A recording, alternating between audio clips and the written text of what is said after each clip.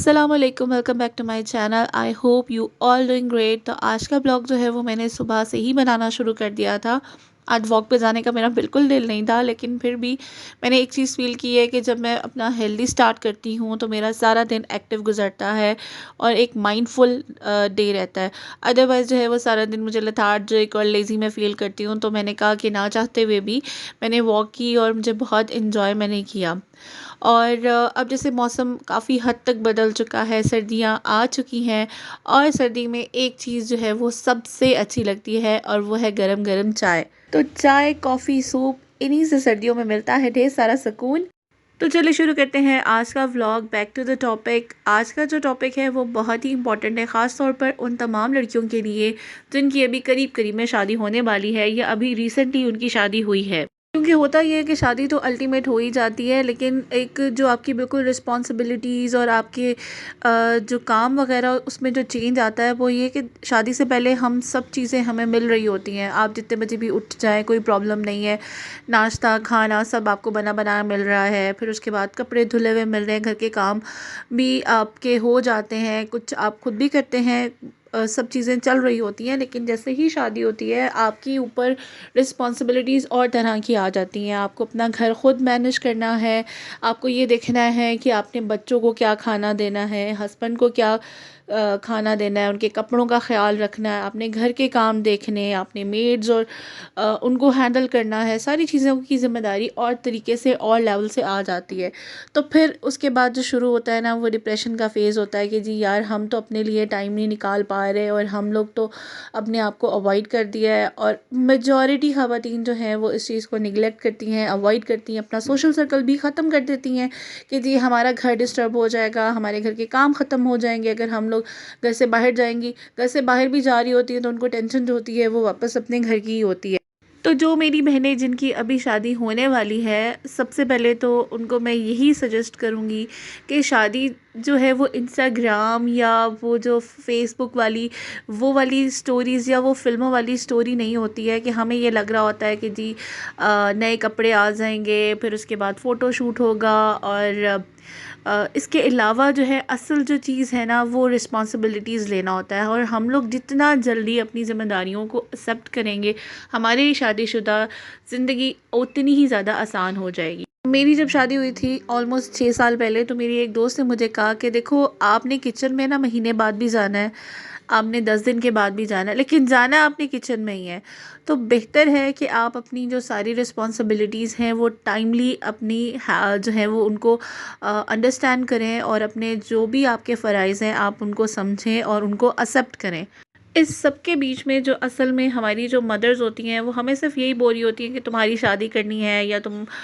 हम असल में ये नहीं बताते कि शादी का कोर पर्पस क्या है। शादी दो लोगों की नहीं, दो ख़ानदानों की होती है। और जब तक हमें उसका कोर पर्पस समझ में नहीं आता, हम लोग यही समझते हैं कि हमारा सिर्फ इस बंदे के साथ ताल्लुक़ है या हम एक ही बंदे तक हमारी लिमिटेशन है। ऐसा नहीं होता। आप बहुत सारे लोग कनेक्टेड होते हैं। लड़का है तो उसके बहन भाई माँ बाप हैं, लड़की है तो उसके माँ बाप और बहन भाई हैं। तो ये जो आपस में दो दो लोग जुड़ते हैं, उनकी जो फाउंडेशंस होती हैं वो उनकी फैमिलीज़ होती हैं। और असल में ना औरत जब तक अपने हस्बैंड की फ़ैमिली को अपनी फ़ैमिली कंसिडर नहीं करती, मर्द भी उसकी फ़ैमिली को कंसिडर नहीं करता है। और मुझे ऐसा लगता है, अब यहाँ पे बहुत सारे लोग मुझे ये भी कहेंगे कि सास सास होती है, नंद नंद होती है, हर बंदे का डिफरेंट सिनेरियो होता है। बिल्कुल ऐसा ही है, हर बंदे का डिफरेंट सिनेरियो होता है। बाज़ औक़ात आपको अगले बंदे से, अगले लोगों से एक्सेप्टेंस नहीं मिल रही होती, लेकिन क्या आप इस चीज़ को जस्टिफ़ाई कर सकते हैं कि क्या आपने अपना 100% दिया है? जैसे आप अपनी मदर के साथ बिहेव करती हैं या उनकी केयर करती हैं या उनका ख़्याल रखती हैं, क्या आप अपनी मदर इन लॉ को उस जगह पे रख कर कंसिडर करती हैं? क्या आप अपने हस्बैंड की बहन को अपनी बहन समझती हैं? ऐसा ये चीज़ें बिल्कुल ट्रू हैं कि उनमें जो है वो रिश्तों में तफरीक होती है, उसमें डिस्टेंस होता है। लेकिन ये कि जब आपके जो फीलिंग्स हैं जब वो प्योर होती हैं, तो अल्लाह ताला ख़ुद ही अगले बंदे के दिल में आपके लिए भी मोहब्बत डाल देता है और उसके लिए आपको कुछ भी करने की ज़रूरत नहीं है। जब आप दिखावे की नीयत से कर रहे हो या आपकी जो है वो नीयत ही ठीक नहीं है, तो अगले इंसान के दिल में कैसे मोहब्बत पैदा हो सकती है। मैंने बहुत सारा ऐसे सिनेरियोज़ में भी देखा, अपनी कम्युनिटी में देखा कि बहुत सारी ऐसी सास भी हैं जिनकी बहू के साथ बहुत अच्छी बॉन्डिंग है, इकट्ठे वॉक्स पे जा रही होती हैं, इकट्ठे शॉपिंग कर रही होती हैं, बहुत ही अच्छे उनके हेल्दी रिलेशनशिप्स भी होते हैं। और कुछ ऐसी भी जगह होती है जहाँ पे सास जो है वो बहू को एक्सेप्ट नहीं कर रही, बहू अपनी सास के बारे में अच्छी राय नहीं रखती है, कुछ ना कुछ उनका। और इस तरीके से घर कभी भी जो है, आप अगर ये समझते हैं कि घर आपका अच्छे तरीके से बन जाएगा, तो घर आपका हमेशा डिस्टर्ब ही रहेगा। अच्छी ज़िंदगी गुजारने के लिए बहुत सारी चीज़ों को इग्नोर भी करना पड़ता है, बहुत सारे कॉम्प्रोमाइज़ भी करने पड़ते हैं। अब यहाँ पे बहुत सारे लोग कहते हैं कि औरतें कॉम्प्रोमाइज़ करती हैं, मर्द कॉम्प्रोमाइज़ नहीं करता। मर्द भी कॉम्प्रोमाइज़ कर रहा होता है, लेकिन मर्द कभी जो है ना, वो जताता नहीं है औरतों की तरह कि जी मैंने तुम्हारी खातिर ये किया, मैं तुम्हारी खातिर वो कर रहा हूँ। मर्द की जो नेचर है ना, मर्द मुझे नहीं लगता कि, मुझे पर्सनली ये लगता है कि मर्द औरत से ज़्यादा कॉम्प्रोमाइज़ कर रहा होता है, क्योंकि उसने अपनी फैमिली को भी देखना होता है, अपने माँ बाप को, अपने बहन भाइयों को, उसके बाद अपने बीवी और बच्चों को भी देखना होता है।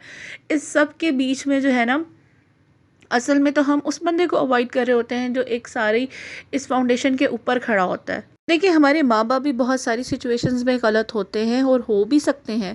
ऐसा नहीं है कि वो भी बहुत सारी चीज़ें ठीक कर रहे होते हैं। और जो है, हम अपने माँ बाप को भी तो बहुत अच्छे तरीके से हम उनको रिफ्यूज़ करते हैं या उनको मनाते हैं किसी भी सिचुएशन में। तो हम इसी तरीके से अपनी इन लॉज़ को, अगर हमारे बड़े हैं या हमारी सास है, ससुर है, और उनको भी हम किसी चीज़ के लिए कन्विंस कर सकते हैं, इस तरीके से बिहेव करना कि आपने मेरे साथ तो ये कर दिया है, आपने मुझे ये कह दिया है। माएँ भी तो बहुत सारी चीज़ें अपनी बेटियों को कहती हैं, या माएँ भी तो बहुत सारी चीज़ें अपने बेटों को कहती हैं, मना करती हैं। तो इसमें जो है वो एक और तरीके से जाके बिहेव करना, इससे आपका अपना घर का माहौल डिस्टर्ब होता है, आपके घर में परेशानियाँ बढ़ती हैं, आपके दिलों में मोहब्बतें ख़त्म होने शुरू हो जाती हैं। मिडिल क्लास फैमिलीज़ में ज़्यादा जो हमारे घरों में मसले होते हैं वो ये होते हैं कि जी फाइनेंशियल इश्यूज़ होते हैं कि अम्मी, बेटे ने कमाया है, उसने माँ के हाथ पे क्यों रखा है, या माँ को ये प्रॉब्लम होती है कि उसने सारे पैसे अपनी बेगम को क्यों दे दिए। बेगम को सारा मसला होता है कि मेरे मियाँ की कमाई है, कोई और क्यों खाए, और माँ को मसला होता है कि मेरे बेटे की कमाई है, मेरी बहू क्यों उड़ाए। अब यहाँ पर जो है ना, वो सारी की सारी बात आ जाती है बेटे के ऊपर, और बेटे को चाहिए कि वो अपने इस सारे फाइनेंशियल मैटर्स में दोनों ख़वातीन को राज़ी कैसे करता है। यहाँ पे बहुत सारे जो है ना, मर्द फ्लॉप हो जाते हैं। मुझे ऐसा लगता है कि बहुत सारे जो लोग हैं वो ठीक परफॉर्म ना करने की वजह से बेगम के साथ भी लड़ाई झगड़ा कर रहे होते हैं, उसके साथ अपनी इसी चीज़ के ऊपर उनका इख्तलाफ बढ़ना शुरू हो जाता है, माँ के साथ अलग इसी टॉपिक पे लड़ाई होना शुरू हो जाती है। तो जो लोग भी शादी के ख्वाहिशमंद हैं, वो सबसे पहले इस चीज़ को ज़रूर अंडरस्टैंड करें कि शादी सिर्फ़ दो लोगों के बीच में नहीं होती है, बल्कि दो फैमिलीज़ के बीच में होती है। और जितनी जल्दी आप अपनी ज़िम्मेदारियों को समझ लें, उतनी ज़्यादा आपके लिए आसानी पैदा होगी। जो फ़ासला, लोग कहते हैं ना कि पहले जो 5 साल होते हैं वो हर औरत और मर्द के लिए प्रोबेशन पीरियड होता है। अगर आप अपना रिलेशनशिप स्ट्रॉन्ग बना लेते हैं अपनी फैमिली के साथ, तो आपकी सारी ज़िंदगी आसान गुजरती है।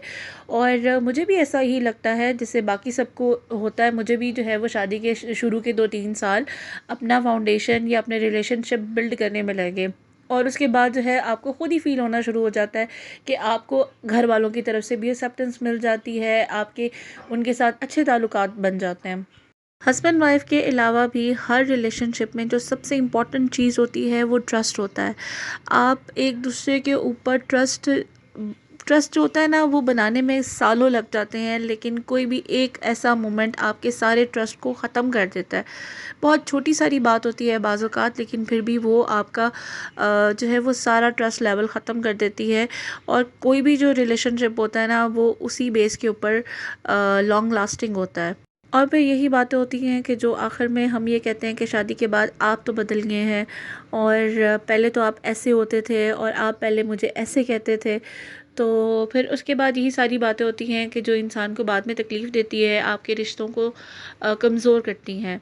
तो वो तमाम औरतें या तो तमाम लड़कियां जिनकी शादी करीब करीब में होने वाली है या हो चुकी है, तो वो इस चीज़ को ज़रूर रियलाइज़ करेंगी और अंडरस्टैंड करेंगी कि हमारा जो रिश्ते होते हैं उनको मेजॉरिटी ख़वातीन और मर्द दोनों मिलकर ही मज़बूत बनाते हैं। मर्द की ज़िम्मेदारी होती है कि वो बाहर से कमा कर लाए और घर के तमाम अफराद की कफ़ालत करे, उनकी तमाम ज़रूरियात पूरी करे। घर के अंदर अमन और खुशगवार माहौल बनाना ये औरत की ज़िम्मेदारी होती है। मर्द और औरत पे मुख्तलिफ़ किस्म की ज़िम्मेदारियाँ और रिस्पॉन्सिबिलिटीज़ होती हैं, और अगर ये दोनों अपनी रिस्पॉन्सिबिलिटीज़ को बेहतर तरीके से सरअंजाम देते हैं तो तभी आप एक अच्छी मैरिड लाइफ गुजार सकते हैं।